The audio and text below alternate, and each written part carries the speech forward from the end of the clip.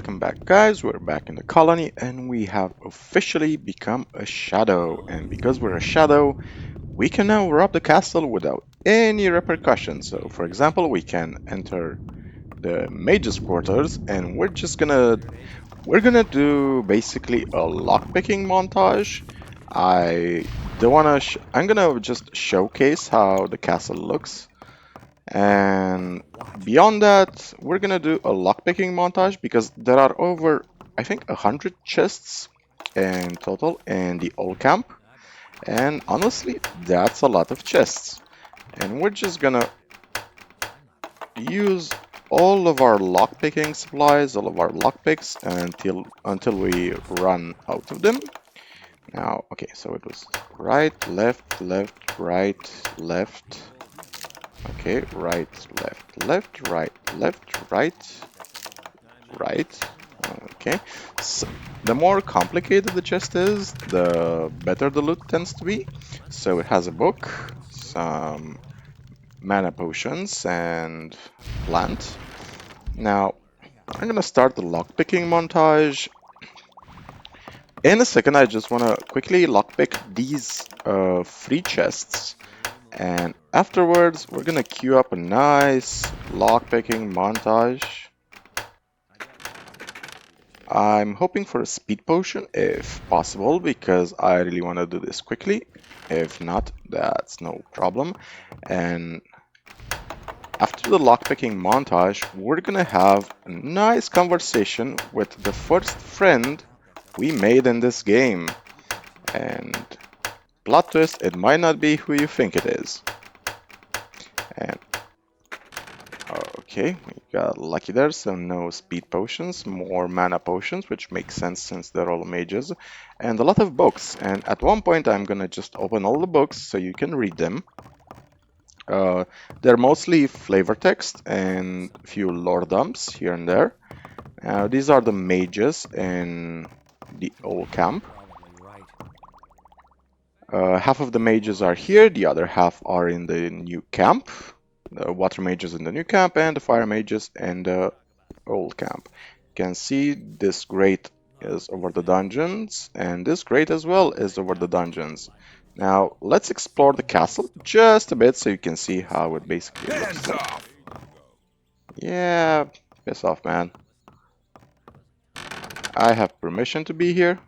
Now, I really like the fact that it feels like a castle, and a castle, by the way, one of the issues I have with castles in most MMOs or RPGs or games in general, they don't actually have the architecture and design of a castle. So castles should be really narrow and cramped because if you're going to have attackers fight you, you really want to disable their number advantage so they cannot best fight you one by one or a couple at times. For example, this corridor over here can be blocked easily, and I really love like small design choices like this, which really sell the atmosphere to you. So this is basically the dungeon area. There's nothing really interesting here. I think there's only one guard, and that's about it.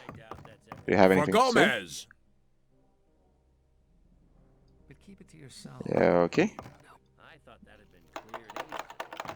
And the doors are actually locked, so you can't open them, sadly. And you can see by the number of webs and skeletons here, these are most likely the old guards that were dumped here. And kind of irresponsible to them to leave this trash around, but then again, these are prisoners which basically took the armor off the old guards, and that's about it.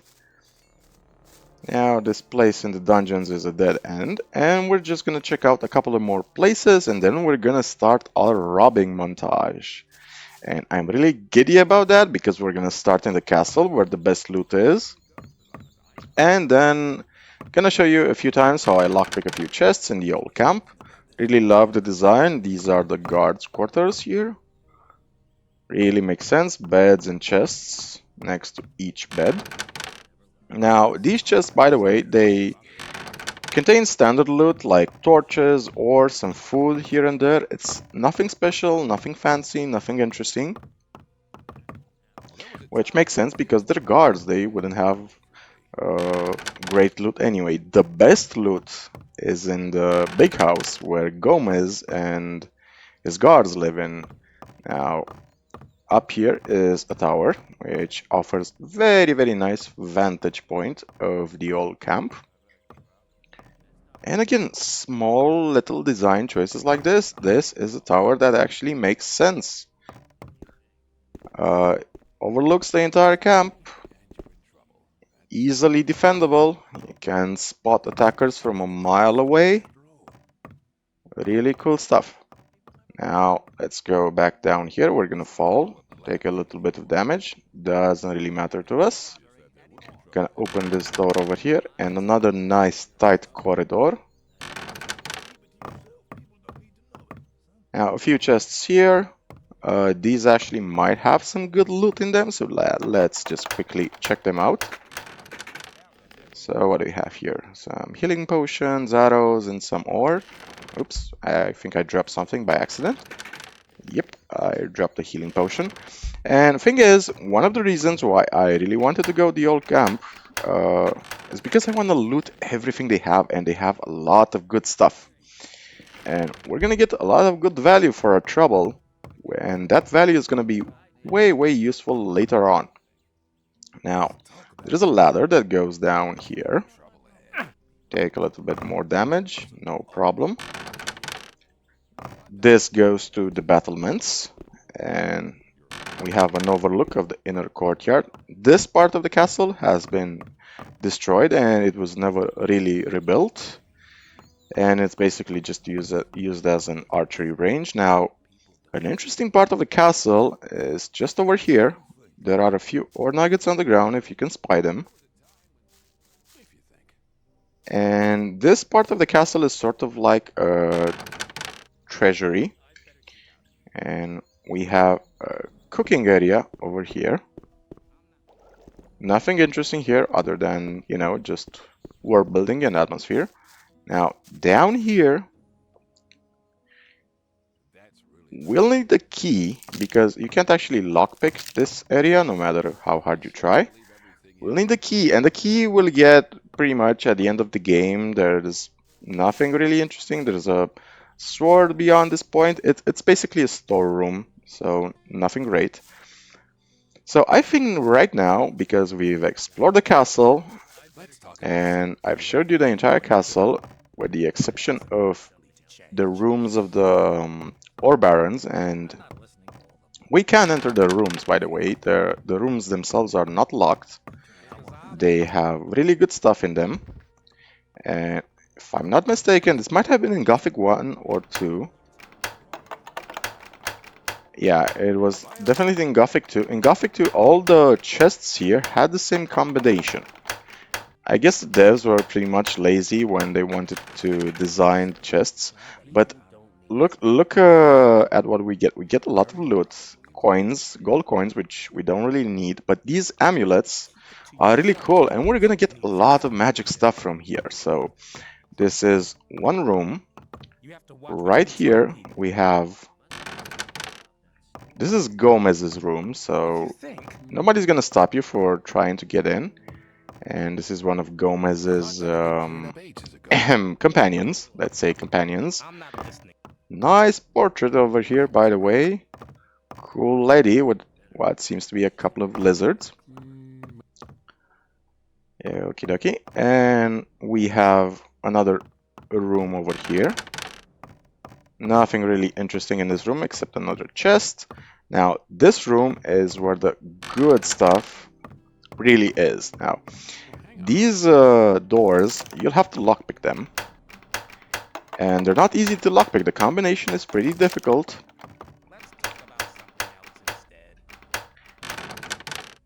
But basically behind them are the best chests you can loot in the entire game. They're gonna give you value that's in the thousands, which you can trade later on to a very specific NPC. We'll meet halfway through the game. So it's left, right, left, left, left, right, 3 lefts.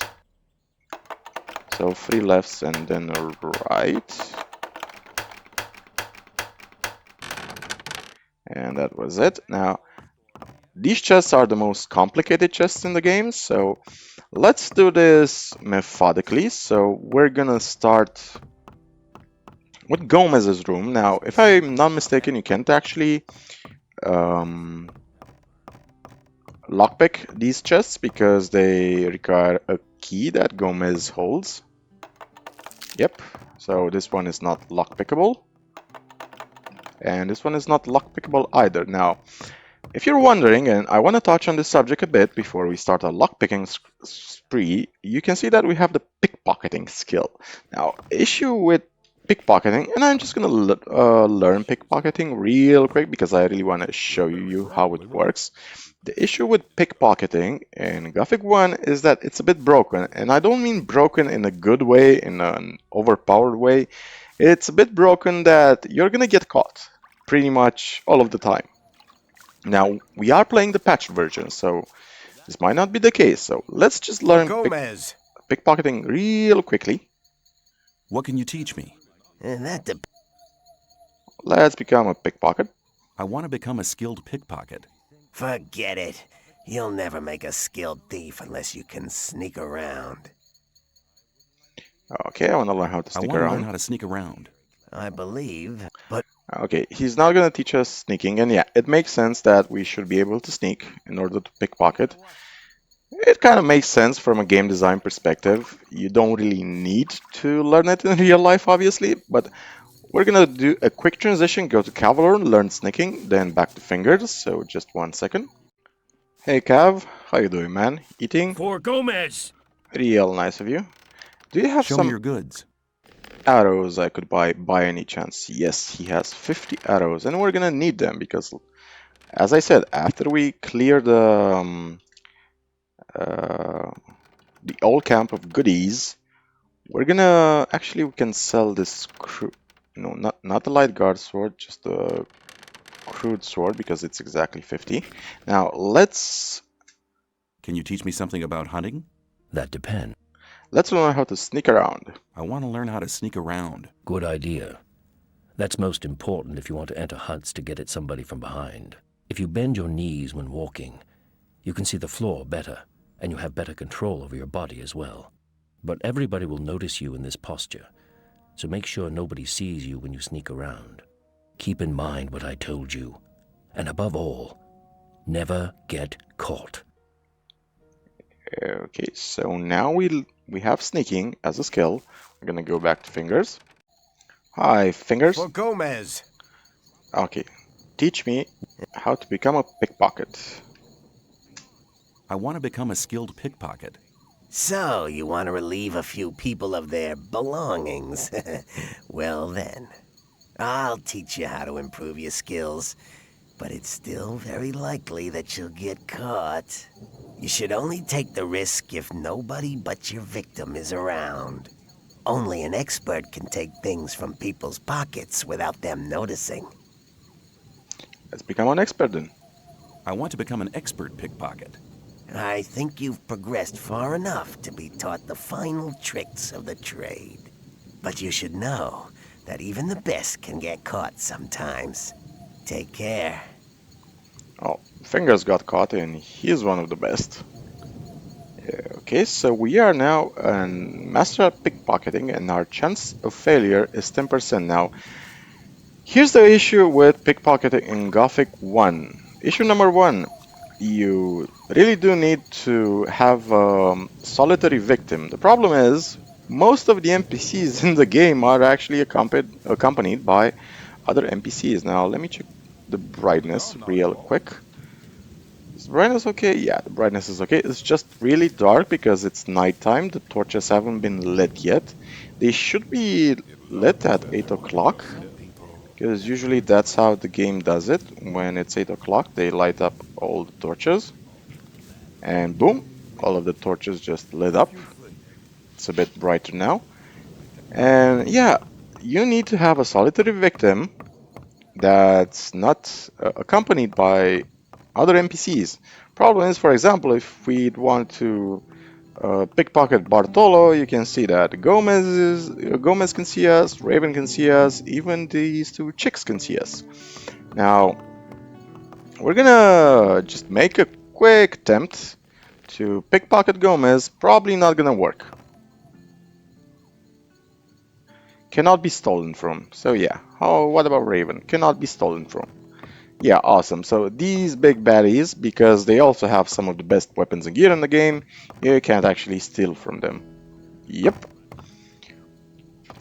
Now, a guard like this, like a solitary guard like this, for example, might be able to steal from him. Issue is, you need to get behind him and he must not notice you. So, can see that kinda notices us, and even if we're gonna try to approach him, yep, he's still looking at us from a distance. You really need to get lucky enough to find specific NPCs you can steal from. But the issue is that because it's Gothic 1, you can just beat them up for that stuff. Now, use for example this guard. Can we actually steal from this guard? Okay, this is their inventory. We have their inventory open. So we want to steal something, for example. Let's say a torch and a healing potion.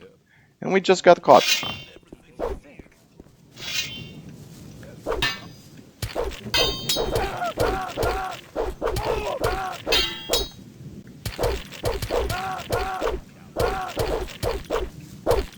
Nice fight. Next time. And basically that happens. So as you can see, pickpocketing, pretty damn useless in the game, sadly. They fixed it in Gothic 2. They fixed that little issue. And yeah, we can't really pickpocket Gomez or any of the big NPCs for that stuff, and they really do have good stuff on them. We can't beat them up either because some are flagged as immortal.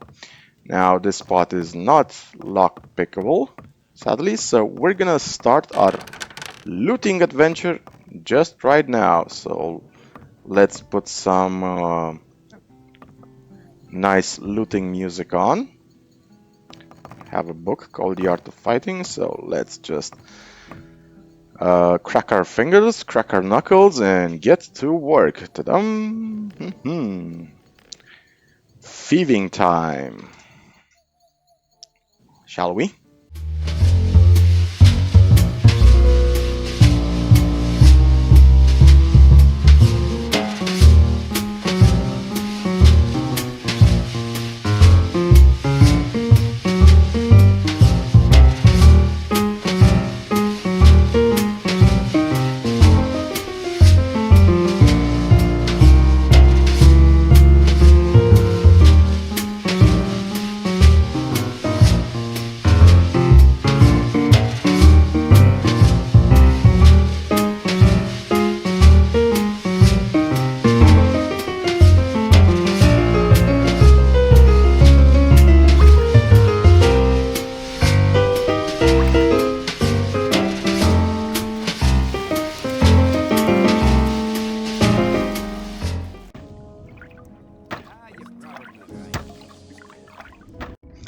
And we've pretty much looted the entirety of the old camp. Now, I've put all my stuff in a chest and I've organized my inventory with only the essential things I need. And that's about it. We have a lot of food right now, we have a lot of healing items, and some of the best stuff we've looted are some maximum health potions and some maximum strength potions. So we're gonna drink the strength because it's awesome. We also looted a lot of books. We're gonna do a book reading session later on. And now, since we've pretty much done with all the quests, the last quest that we have is to go to the Brotherhood. Now, if we do that, that's gonna trigger Chapter 2. But before we go to Chapter 2, I really want to continue exploring the map a bit because I want us to stockpile some skill points so we can later on I want to learn two-handed weapon fighting, and gonna stockpile some skill points probably for crossbows and later on magic, so we can have access to some pretty cool spells. So for now the plan is we're just gonna clear the map of baddies since we have decent armor. We also have a powerful new amulet that gives a ton of armor. And we're gonna pretty much just cut our way through the colony brutally, because we're not really worried about damage at this point. We are incredibly powerful, and we have quite a lot of hit points stockpiled, 253. Now, keep in mind, we started the game with 40 hit points, so we've progressed quite a lot in just 20 episodes, guys. It's really nice progress. Now, let's loot up this lizard as well. Okay, anybody else? Nope. Now, I spotted a lizard on the other side of the bank, I think. Or did I not? Now, there are a few locations in this area that are pretty interesting later on. In the distance, there is another fortress. It's an abandoned temple, I think. Not sure to whom. I think it was either the god Innos or maybe Adanos. We're gonna find out later on. Right now, our main focus point is just clear the map of baddies, and let's talk about... we're gonna start talking about some systems in the game while we're just clearing the map. So let's talk about the music. Now, the music... Fun fact, the music was composed by Kai Rosenkranz. And Kai Rosenkranz was basically 17 or 18 when he did the music for Gothic 1 and 2. Now, he's basically, in my honest opinion, a musical prodigy. He's an excellent composer. And I've read some interviews with him and seen some interviews with him. He said that he never had any specific formal schooling, didn't have any musical theory. He was just passionate. And let's talk about the music in Gothic 1. So the music in Gothic 1 is incredibly immersive. Nothing really breaks the atmosphere for a few reasons. Now, reason number one, if you listen to the music, I'm gonna turn the music on just a tad so we can hear it a bit more. One of the things that makes the music stand out so nicely is the fact that it doesn't use any modern instruments. So it uses only sort of medieval Renaissance sounding instruments. It doesn't use any electric guitar, for example. It doesn't use any electric bass or drums, snares, and stuff like that that you'd normally find in modern music. And this is one brilliant design choice that really made Gothic one of the best soundtracks in existence in the history of video games, if you ask me. So, yeah, it was a brilliant decision on Kai's part to specifically choose instruments that are medieval in nature, or more or less medieval sounding or fantasy sounding instruments. No modern stuff, no things that remind you of basically the real world. A lot of fantasy music nowadays tends to be a bit more... Now we're gonna try to handle these snappers in melee. Might not be the best decision, but what we're gonna do, we pop the speed potion. So the plan is to have them chase us a bit around until they eventually give up pursuit, just like they did right now. And then we're gonna quickly pop some healing potions because we have a lot. So yeah, Kai Rosenkranz, great guy, made a brilliant decision to use just medieval sounding instruments that really sell the atmosphere of the game. And the atmosphere is pretty dark. It's pretty how should I say it? No, not sedated. The music isn't sedated. It just fits in perfectly with the atmosphere of exploring, which gives you a sense of